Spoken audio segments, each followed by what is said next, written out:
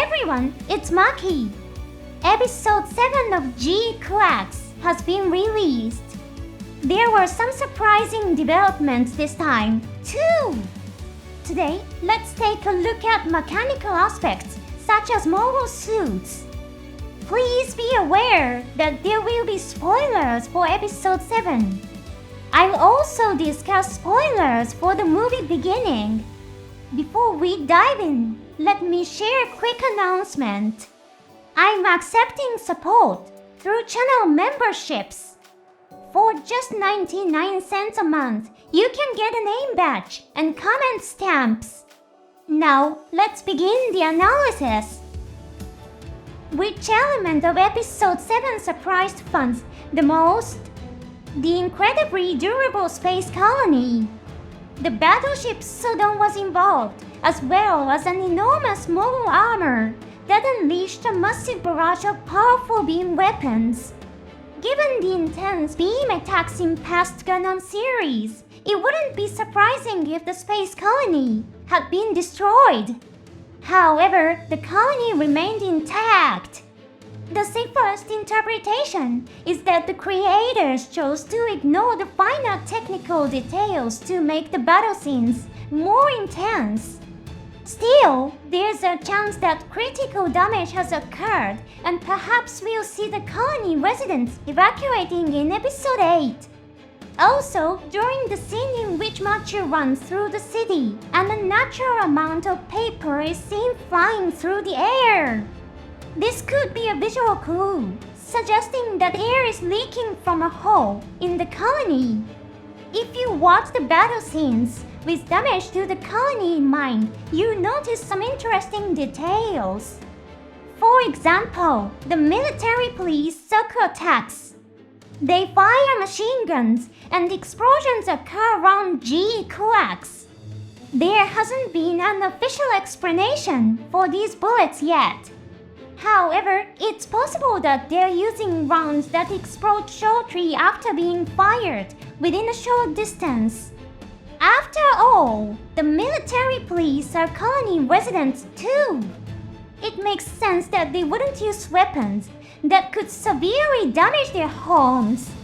Of course, there's still the danger that shrapnel from the explosions could rain down on the city.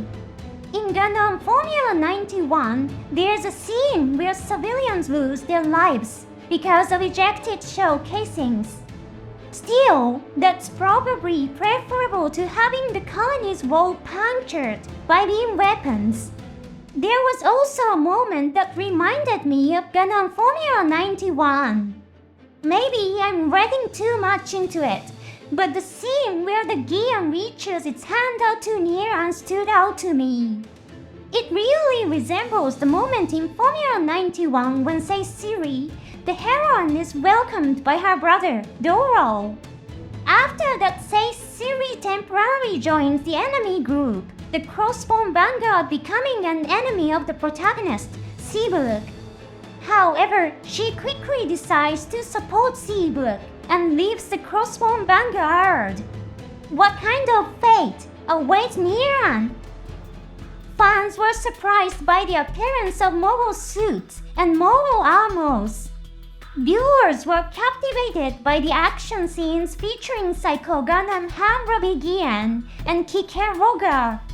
If you look closely at the numbers shown in Psycho Gundam's cockpit, you discover something interesting. The displayed module number is MRX-010. In Zeta Gundam, the Psycho Gundam was MRX-009.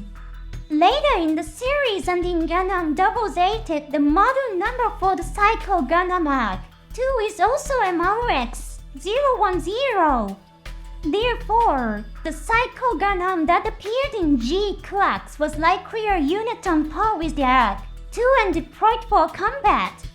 In fact, the Psycho Gundam could only fly in its mobile armor form in Zeta Gundam. This was because it had to activate a system called the Minovsky Craft. It could not fly in its mobile suit form.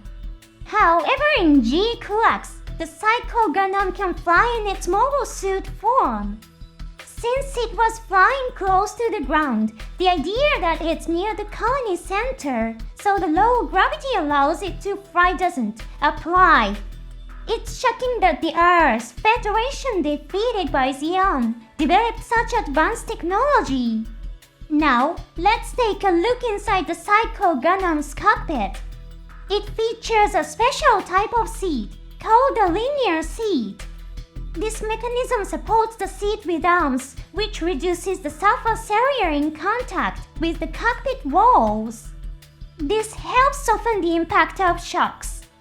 It's also striking how nearly the entire cockpit is surrounded by monitors. Even back in Universal Century 0079, the Earth Federation had this technology.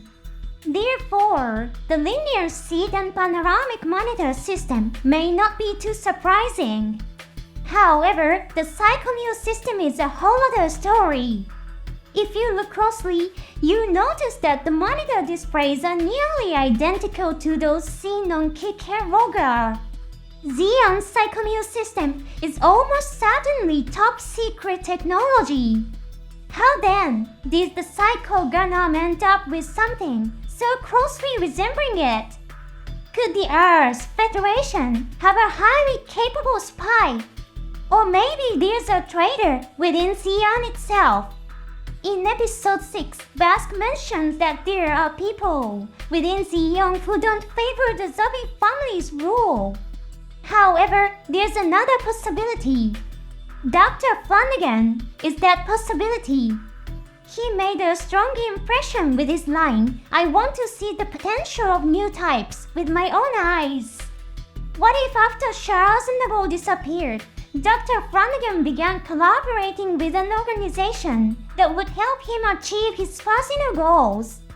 He once told Char with an unsettling smile, "I'm an engineer." Perhaps he simply wanted to confirm the potential of new types for himself and chose to collaborate with Bask instead of acting out a political ideology. Now, let's take a closer look at Ham Robbie. According to official sources, the setting states that although the transformation process is lengthy, it can change into a mobile armor form suitable for long-distance travel. Ham Robbie also appeared in Zeta Gundam.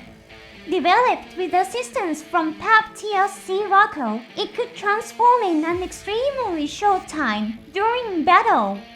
In the world of GQuuuuuuX, it seems that the transformation technology in the Ham Robbie is underdeveloped. In the original Universal Century, Dr. Moshan's development of magnetic coating technology enabled high-speed transformation mechanisms in mobile suits. This technology was still undergoing technical trials as of episode 4. It appears that the Ham Robbie lacks magnetic coating, which could explain its inferior performance compared to the original version in Zeta Gundam. Perhaps Seawaku didn't assist with the development in this world either. On the other hand, Kikeroga's transformation mechanism was impressive. During the production of First Gundam, Yoshiyuki Tomino wrote a memo with an interesting note about Kikeroga. It only said that Kikeroga is a mecha like the Bro, and there were no illustrations. The staff at GQuuuuuuX seem to have interpreted this note in their own way, developing the idea of a mecha that transforms from something like a Bro. Kikeroga transforms at an incredibly fast speed. Could that mean it has magnetic coating? Back in Act 0079, the Kikeroga didn't use a transformation mechanism. Some fans have also pointed out that it looks just like the Bro from Thunderbolt. They're absolutely right, it really does look similar. Lastly, let's discuss the Psycho Gundam's Eye Field. The Eye Field offers exceptional defense against beam weapons. It can even block the beam cannons of the battleship Sodan. However, it does have a weakness. It cannot block beam weapons fired from inside the field. This characteristic was also shown in first Gundam. Ammo Ray faced off against the Big Sam, which had a powerful eye field. Since the Big Sam could nullify battleship beam cannons, Ammo used the strategy of crossing in at very close range and using the beam rifle. Thanks to that tactic, the Gundam was able to destroy the Big Sam. Charlier Boo used a similar approach to take down the Psycho Gundam. Interestingly, the Psycho Gundam's head wasn't destroyed. In fact, the cockpits of both the Psycho Gundam and the Psycho Gundam Mag too are located in their heads. There's a chance that Dumurosame is still alive. If you've been captivated by her charm, don't give up hope just yet. Also, the Psycho Gundam Mag 2's head has a built-in emergency escape system. Hopefully, Du shows up in the final battle, piloting the Psycho Gundam Mag 5 to support Machu. There are still many other interesting details to explore.